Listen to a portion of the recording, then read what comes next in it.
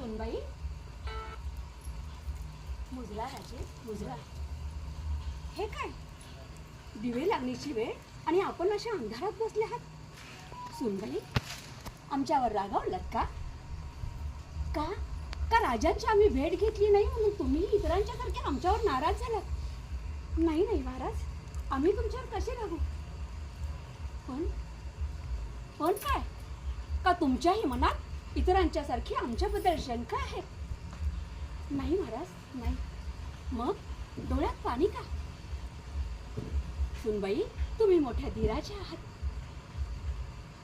स्वराज्याचा हा गाडा आम्ही कसा चालवतोय हे तुम्ही बघत आहात.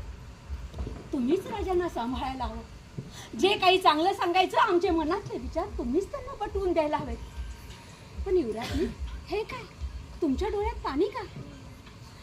नाही महाराज, पाणी नाही.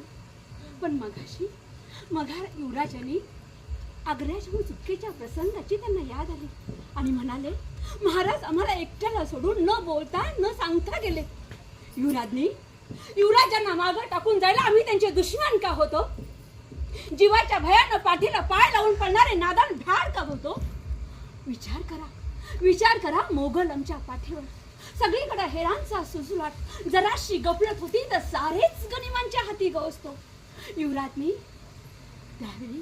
त्यावेळी चिमुकल्या बोटाने युवराजांनी आमच्या कमरेला मिठी घातली आणि म्हणाले, आबासाहेब आम्हाला एकट्याला टाकून नाही ना जाणार.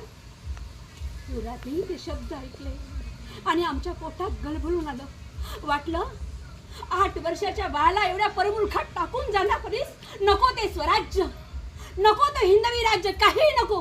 पण क्षणभरच पुढच्या क्षणी आमच्या डोळ्यासमोर रायगड उभा राहिला. मासाहेबांची उग्र करारी मुद्रा आठवली आणि फक्त युवराजांचे प्राण वाचवण्यासाठी, युवराजांना सही सलामत ठेवण्यासाठी आम्ही त्या रात्री युवराजांना एकटे टाकून बाहेर निघालो. आमच्यातल्या तडपडणाऱ्या पित्याचे अश्रू पाहिले त्यावेळी फक्त यमुना माईनं.